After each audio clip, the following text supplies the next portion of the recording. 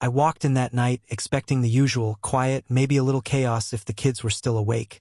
But nothing too bad. My hands were sore from holding wrenches and the smell of grease clung to me. But all I wanted was a beer and the couch. Carly was in the kitchen, stirring something in a pot on the stove. She glanced up when I walked in, eyes bright. "Hey, babe, can we talk?" I dropped my bag by the door, not thinking much of it. "Sure, what's up?" She bit her lip, something nervous, something almost excited about her expression. That should have been my first clue, but I didn't catch it in time. She said it like it was nothing. "I've agreed to be an egg donor and surrogate for Trevor." I laughed. "Wait, what? Like a joke?" But her face didn't change. There was no trace of humor. She wasn't messing with me. "You're serious?" I said, trying to swallow down the panic rising in my throat. "I'm serious, Derek." She looked at me like I should just understand. "I signed the agreement today.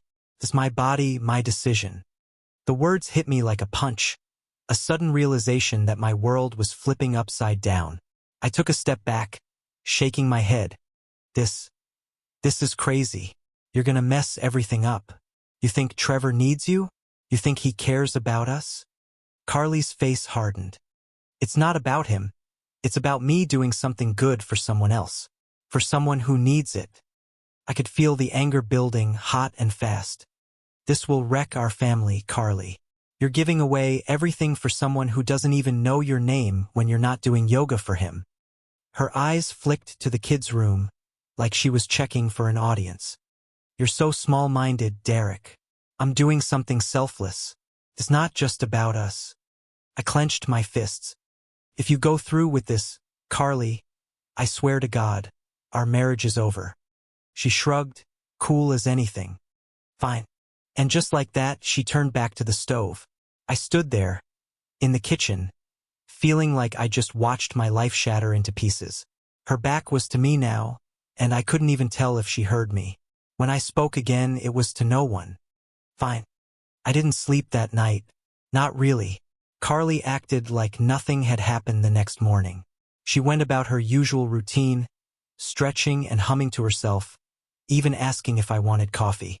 The kids didn't seem to notice anything either. It was like the world just went on, like I hadn't just been handed a wrecking ball that morning. Couldn't wrap my head around it. It was too much. She was too calm, too okay with it all. I finally snapped after she got done rattling off some new smoothie recipe, as if that was what I needed to hear. "Carly, come on. This is insane. You're seriously doing this for him?"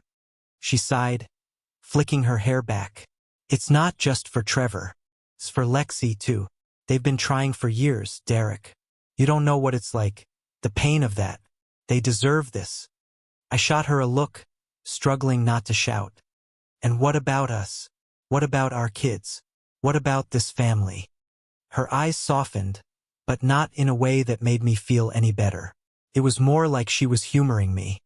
"I'm not abandoning us, Derek. I'm doing something that's right. You're just being selfish." "Selfish?"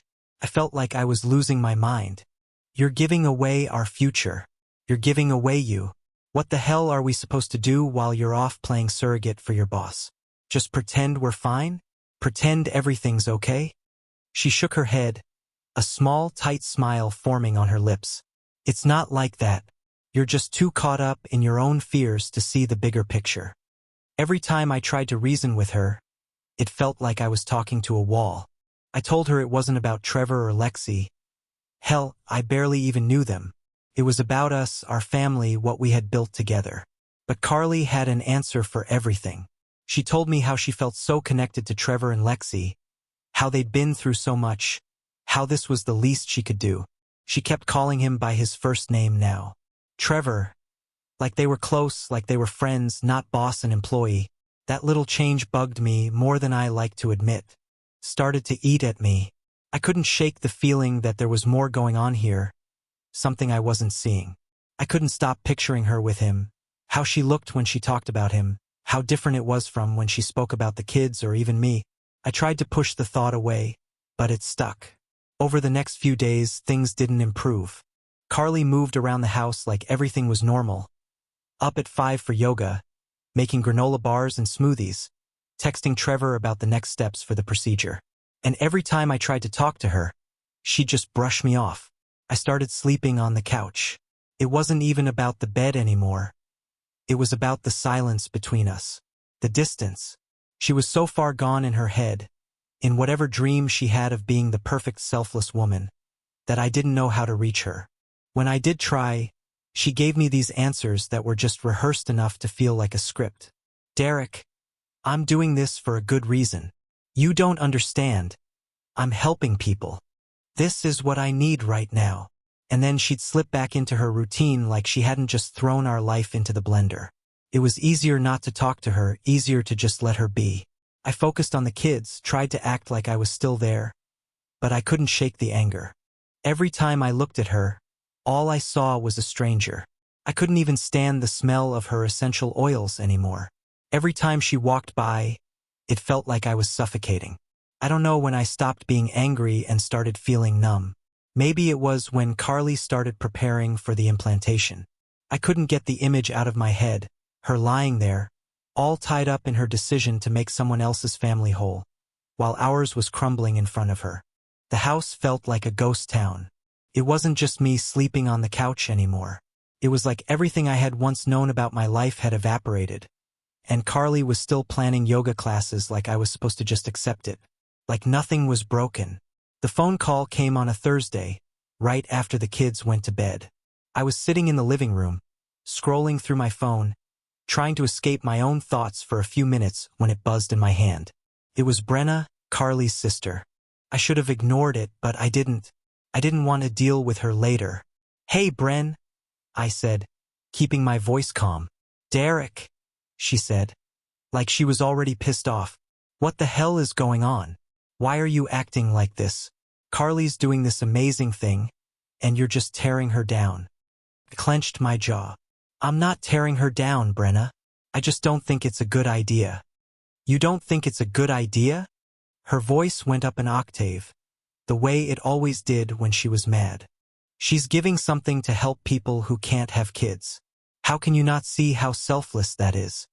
I took a deep breath, trying not to lose my temper. It's not about that. It's about our family, Bren. About what this is doing to us. Well, you're not exactly making it easy on her, are you? She scoffed. You've been distant, sleeping on the couch. I've never seen you so selfish. She's doing something good and you're just, I don't know, pulling away from her. You should be supporting her, Derek. I could feel the heat in my chest, but I held my ground. I'm not supporting her, Brenna, because she didn't even think to ask me before making this decision. She doesn't have to ask you. It's her body. She's allowed to make choices about her own life. It hit me then, how deep into her corner Carly had dug herself.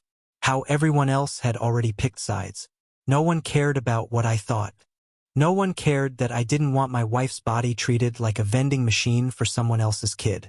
I stayed quiet for a moment, then said, I've made my position clear. If she goes through with it, I'm done. I'm not changing my mind. Fine, Brenna snapped, like she was the one making the decision. But don't come crying to me when Carly's hurt, Derek.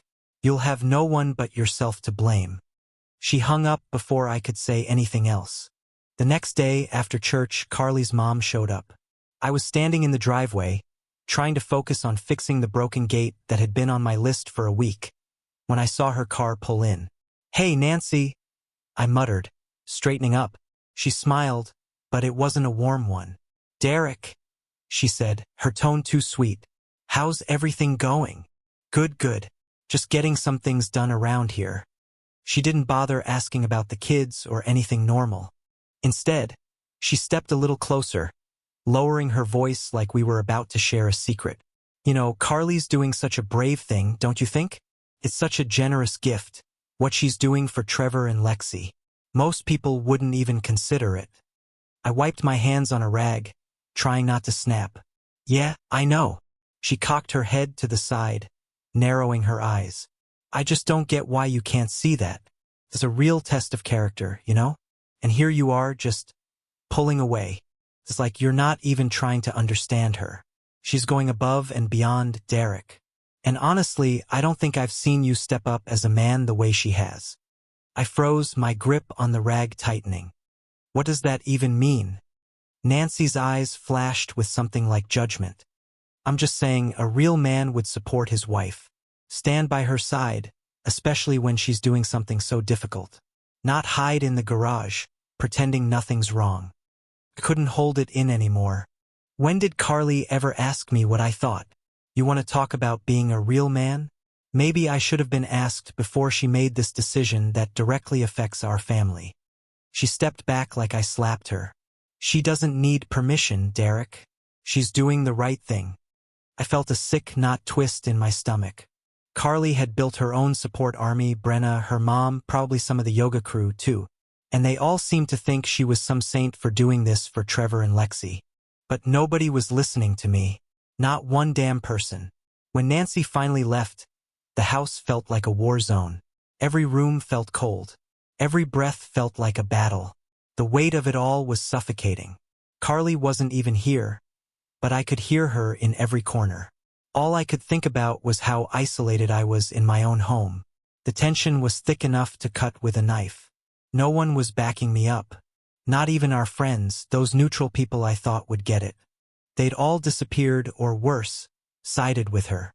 I was on my own, in my own house, and it felt like enemy territory. The walls felt like they were closing in, and I was drowning in a sea of shoulds and musts. It didn't feel like home anymore. Not with her army of flying monkeys making sure I couldn't breathe without hearing about how selfless Carly was. It was like they all wanted me to swallow it, pretend everything was fine. But I wasn't going to. I didn't think it could get worse. But when Carly told me she was pregnant, actually pregnant as in the process had worked and the embryo had stuck, it felt like I'd been hit by a freight train. Her voice was soft, like she was talking to a stranger. Derek, I'm pregnant. I didn't look at her right away.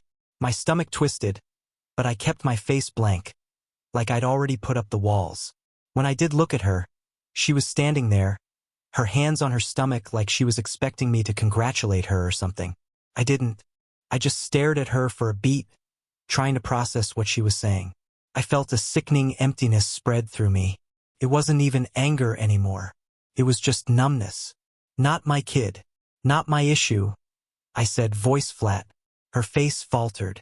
For the first time in weeks, I saw something real. A crack in the armor she'd built around herself. She blinked, like she was waiting for me to take it back, or to care. But I couldn't. I wouldn't. She stepped back, her mouth opening like she was going to say something. But then she closed it again, the silence swallowing the words. It was too late for words. Too late for anything. She turned away from me, the moment slipping into some strange version of normal where she pretended nothing had changed. Like everything was fine. As if my heart wasn't sinking deeper by the second. That evening, I went into the spare room and shut the door behind me. I needed distance, physical, emotional, everything. I lay on the bed, staring at the ceiling for a long time. The house was too quiet, too full of things I couldn't ignore. The kids were asleep, and Carly was downstairs, still acting like she hadn't just ripped us apart. I couldn't live like this anymore. I pulled my phone out and started drafting the separation agreement. It didn't take long. I'd already thought about it enough times in my head. Her choice was clear. She'd chosen Trevor's baby over our marriage, over our family. And I couldn't keep pretending like it didn't matter. When I finished, I stared at the screen for a long time, my finger hovering over the send button. Part of me wanted to rip it up, pretend like everything was fine, but I knew better. There was no coming back from this. I didn't sleep that night. Not really. The next morning, I called up Nate, one of the few people I trusted, a guy I played football with back in high school. He'd gone into law, and I needed him now more than ever. Hey man, it's Derek. I need your help with something. Nate could tell by my voice something was wrong. What's up? Divorce, I said, and the word tasted like acid. I need you to help me start the process. There was a long pause. I could hear Nate shifting in his chair. All right, we'll get it done. That afternoon, Carly tried to act like everything was still okay. She came into the kitchen while I was making lunch for the kids, all sweetness and soft words. She asked me if I wanted to talk about the baby, about how it felt, about anything, but all I could do was nod along, half listening. I wasn't even sure what she expected from me anymore. But it didn't take long before she figured it out. The next evening, after the kids were in bed, Carly came to the living room where I was sitting, holding a glass of wine, but she didn't offer me one. "Derek, can we just talk about this? I don't understand. You're acting like I've betrayed you." I didn't look at her. I didn't want to.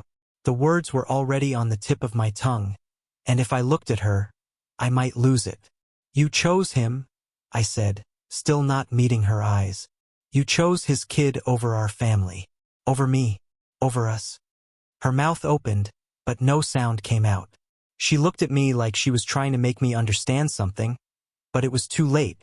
"You don't get to act shocked, Carly," I continued, my voice steady, but the anger was building, slow and heavy. "You chose this. You've been making excuses for him, for Lexi, for everyone except me. And now you want to act like nothing's changed? Like this is still the same?" Carly's eyes started to water, but she didn't break down. She stood there trying to be strong, but I saw the cracks. "I didn't mean for it to be like this. I didn't know." "You knew." I cut her off, my voice sharp. "You knew exactly what you were doing. You've been so caught up in helping someone else's dream that you lost sight of your own family." She took a step toward me, her hand outstretched, but I couldn't bring myself to reach for it. I had nothing left to give her. "I'm done," I said, finally meeting her eyes. "You chose this, Carly. You chose your boss's kid over your own husband, your own kids. I'm out." She opened her mouth again, probably to argue, but I didn't want to hear it. There's nothing left to talk about. I turned away from her, already thinking about what was next, what needed to be done. Because the marriage I thought I had was already gone, and nothing she said or did could change it. Carly stayed in the house. I couldn't tell you what she thought was going to change, but she didn't leave. She still wandered around like the house was hers, like I wasn't ready to walk away. She wasn't asking me for much, just the usual things. A ride to some appointment, picking up groceries, the damn prenatal vitamins. I didn't move, didn't say anything, just let her handle it. I was numb, detached. I was done trying to find a way to fix something that wasn't mine to fix anymore. "You gonna grab the vitamins for me?" she asked one night when I walked into the kitchen, a half-full glass of water in my hand. I didn't look up. "Not my baby, not my problem." She froze, staring at me, like she was waiting for something else, for me to soften, to give her something. But I couldn't. When she went to the next appointment alone, I didn't ask how it went. When she came back complaining about how hard it was, how Trevor and Lexi were too busy, I didn't say a word. She was on her own now. This wasn't my life anymore. I focused on work. The plumbing was rough as usual. Pipes that never stopped leaking. Clients that complained like you'd never fixed anything before. The same tired drill day after day. But it was a distraction. At least it kept my hands busy. The kids were with me most of the time, anyway. They didn't ask too many questions. When they did, I just told them I was fine, and they'd move on. They didn't know what was really going on, and I wasn't about to ruin their worlds with the truth. Carly, though, she kept going through the motions. There were days when I could hear her moving around upstairs, pacing, or going through her yoga routine in the living room, acting like everything was okay. But I could feel it, the distance growing between us. She was getting smaller, quieter, like she was trying to hold on to something that had already slipped through her fingers. The neighbors started noticing, too. They didn't say anything directly, but I saw the looks, those glances that lingered a second too long when they saw her outside, walking to the car alone, or sitting on the porch staring into space. People don't mind their business, even when they think they do. I could feel them talking. I could almost hear the whispers. I didn't care. "Hey Derek, you good?" One of them asked me once when I was mowing the lawn, not even looking up. "Yeah," I said, not even bothering to make it sound like I meant it. "You sure?" Carly's been, spending a lot of time by herself lately. I stopped the mower for a second. I didn't answer. They didn't need an answer. They already had their own. Another week passed. Carly kept asking for small things, help with the kids, rides, a minute to listen to her complain. But she was speaking to a wall. Every time, I'd hit her with the same cold answer. Not my baby. Not my problem. The house, once filled with the noise of the kids' laughter and the occasional argument, was now like a tomb. We didn't fight. There was no point. I wasn't trying to get anything from her anymore, and she wasn't trying to fix anything either. She just existed, like the air was thick with things we both refused to say. Carly would go to the bathroom, and I'd hear her crying sometimes. It wasn't loud, but I could hear the sound, the tiny sobs that didn't escape her throat. It made my chest tighten, but I couldn't bring myself to care. Not anymore. She had made her choice. Felt easier, honestly, not to care.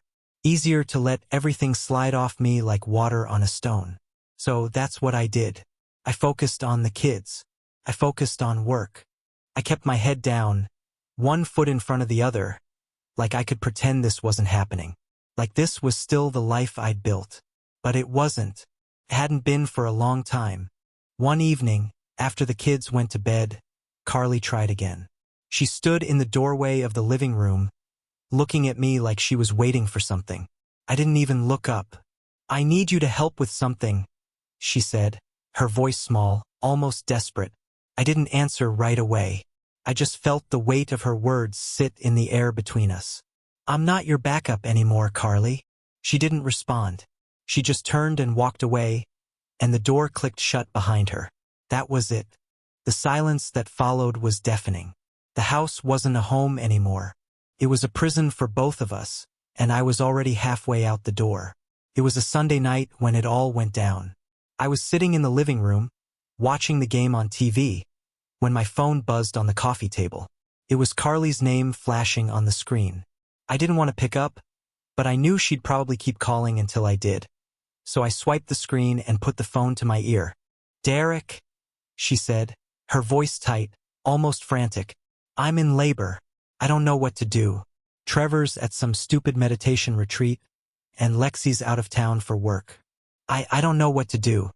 I couldn't breathe for a second, not because I was concerned, but because all I could think was, this isn't my problem. Call Trevor, I said, my voice flat. Call Lexi. I'm not the one you need. There was a long silence on the other end. Then a quiet, broken whisper. Please, Derek. I didn't respond. Couldn't. There was nothing left to say. So I hung up, just like that. Hung up and put the phone back down on the coffee table.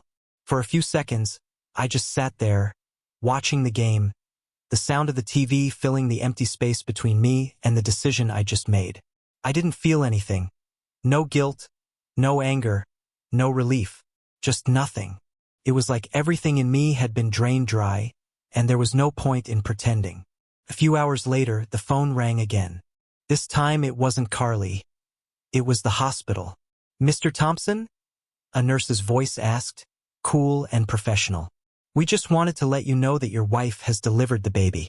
It was a smooth delivery, but we'd like to speak with you about next steps. I stared at the screen, the words swimming in front of me, but I didn't pick up.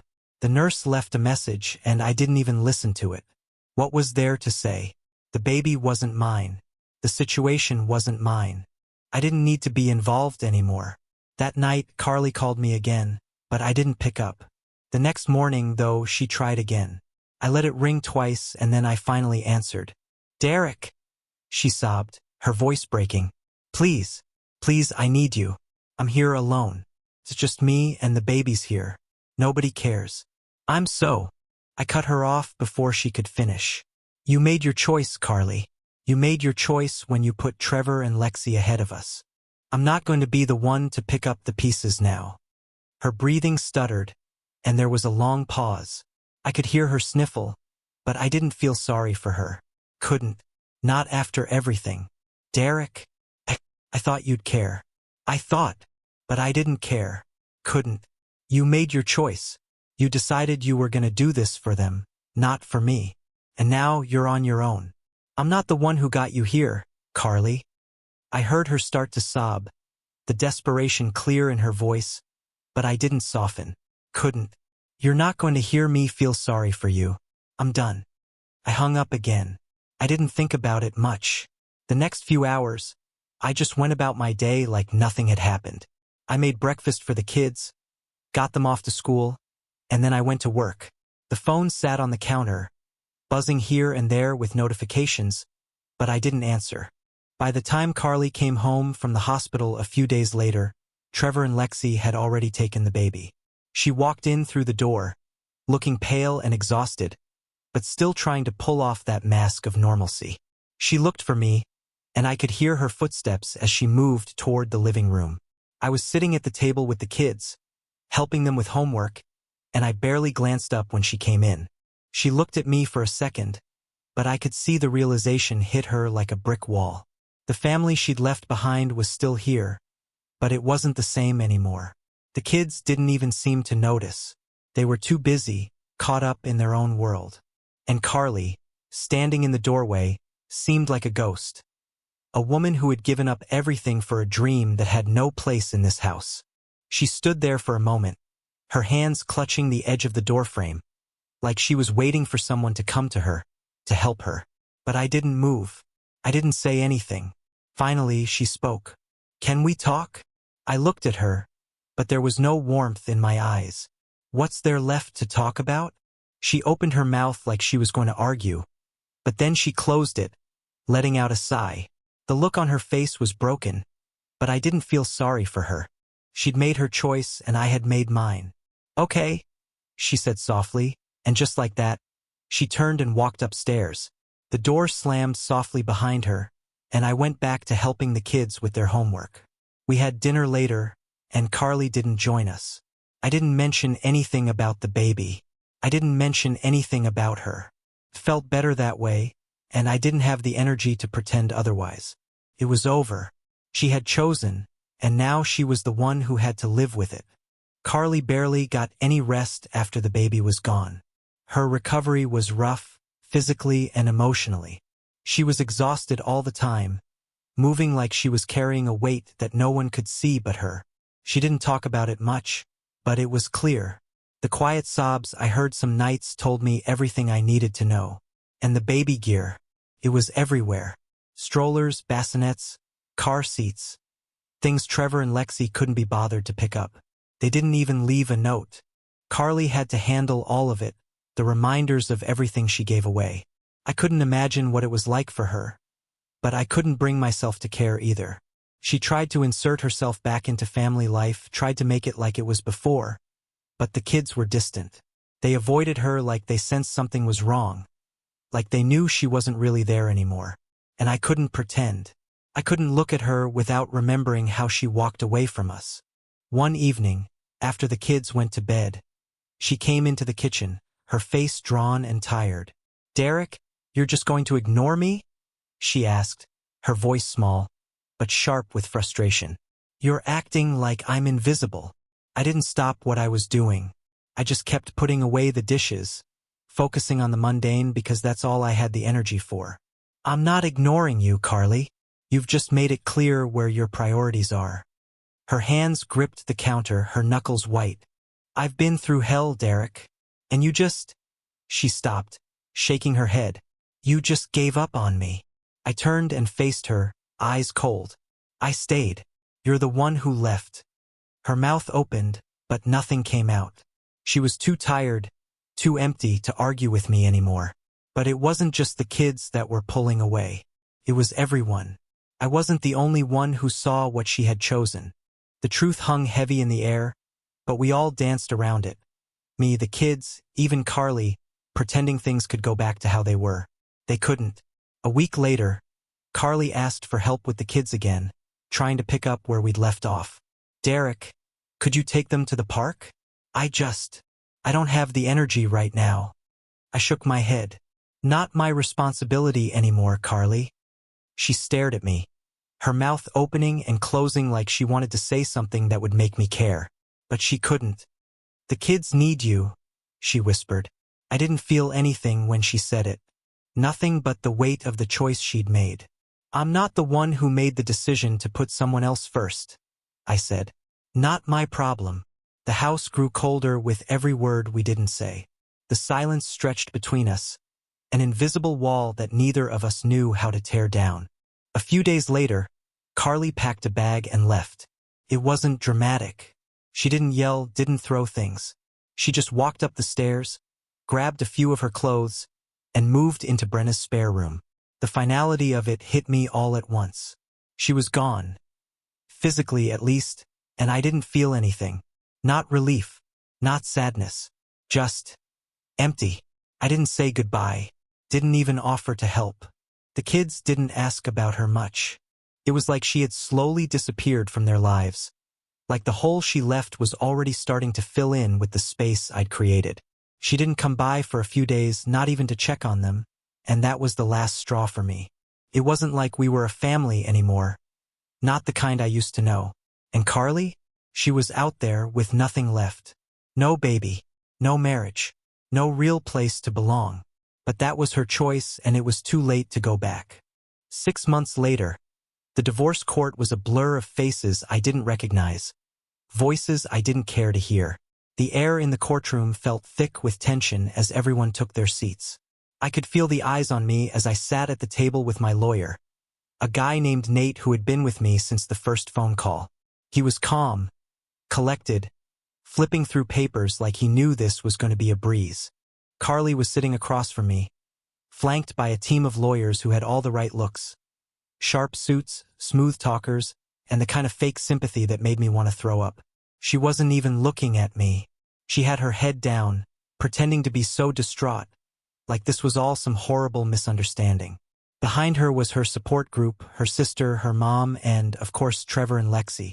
They were sitting there, looking at me like I was the villain in some cheap soap opera, but none of them were acknowledging the real story. Not one of them could see past their own version of the truth. I could hear her lawyer spinning the same tired narrative. Your Honor, my client has been abandoned by her husband. He left her to go through this pregnancy alone, emotionally and physically. This is a clear case of emotional neglect, and she deserves to be supported as she recovers from this difficult experience. I clenched my jaw. It was all bullshit, all of it. Carly had made her choice. She had chosen Trevor, chosen his baby, and she had abandoned her family long before I ever walked out. But none of that mattered to her little army. To them, she was a martyr, a woman who gave everything for someone else's dream. Nate stood up when it was our turn, and I braced myself. He was methodical, direct, exactly what I needed him to be. He started with the basics. The fact that Carly had signed the contract with Trevor without consulting me, had made the decision to put someone else's child ahead of our family. He didn't need to say much about that part because we had everything we needed to prove she knew exactly what this would do to our marriage. Nate went through the texts and emails. Every message she'd sent to Trevor and Lexi, every one of them carefully laid out in front of the judge. He didn't even have to say much. The evidence spoke for itself. There were messages where Carly had openly talked about her commitment to the surrogacy, how much it meant to her, and how she was fully aware of what it would cost her marriage. The judge didn't even seem surprised. She didn't look at Carly with sympathy or pity. She just listened, nodded, and moved on. Carly's lawyers tried to spin it, but it wasn't working. The truth was too clear. Finally, the judge spoke. It's clear from the evidence presented that Mrs. Thompson was fully aware of the impact her actions would have on the family and chose to proceed anyway. The decision to put the needs of others ahead of her marriage and children is one that cannot be overlooked. She paused, looking at Carly like she was weighing every word before she spoke again. You will be granted supervised visitation with the children, and Mr. Thompson will have full custody. Carly's face went pale. She looked like someone had just ripped the rug out from under her. Her eyes flitted from the judge to her lawyer, then to me, but I didn't look back. Not this time.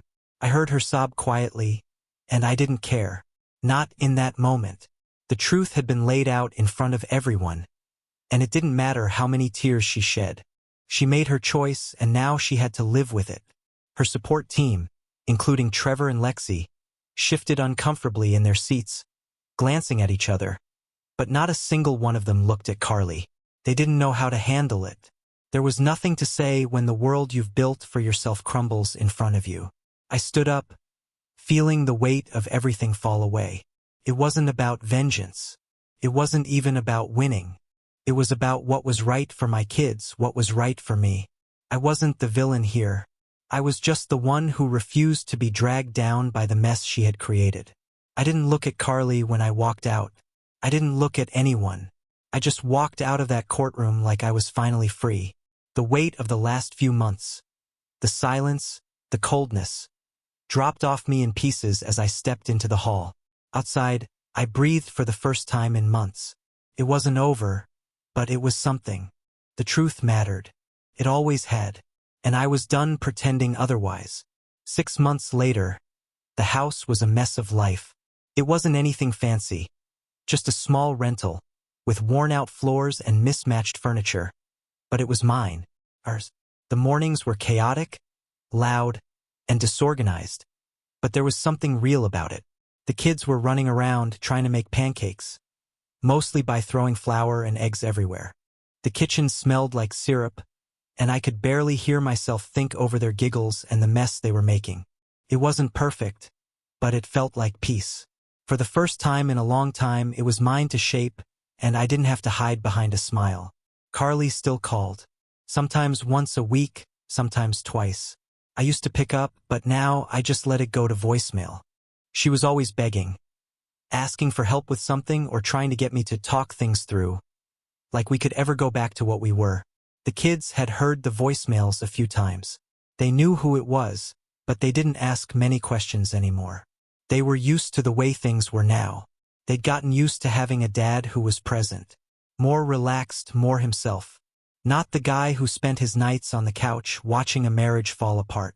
Carly had her supervised visits with the kids. Those were always inconsistent. Sometimes she'd show up, sometimes not. Sometimes she'd act like nothing had ever happened. Other times she'd try to pull them in, asking for things she didn't have the right to ask for anymore. But the kids were starting to see it for what it was. They weren't angry at her. They didn't hold grudges, they were too young for that. But they didn't need to be around it. They were learning to trust what they had now, even if it wasn't what they once dreamed of. I was sitting at the kitchen table that morning, sipping my coffee, watching them struggle with the pancakes. They were getting flour all over the counter. But it didn't matter. They were laughing. And for a second, I forgot all the pain and everything that had come before. The house was loud, and the mess was everywhere, but it felt like home. Carly had called again that morning, just before the kids woke up. I didn't pick up. I wasn't going to let her back in. Not this time. She wasn't going to come in and shake things up, pretending like we could all just go back to where we were. She made her choice. I made mine. And that choice was a life with my kids, no matter how messy, no matter how hard. I watched them toss the pancakes on the griddle, some of them sticking. But they didn't care. I didn't care either. It wasn't perfect, but it was ours. And this time, nobody was coming to ruin it. The kitchen was noisy, the chaos of their voices blending with the clinking of spatulas and the sizzle of batter. I could feel the weight of everything lift off me, piece by piece. I wasn't going to let anyone take this from me. Not now, not ever.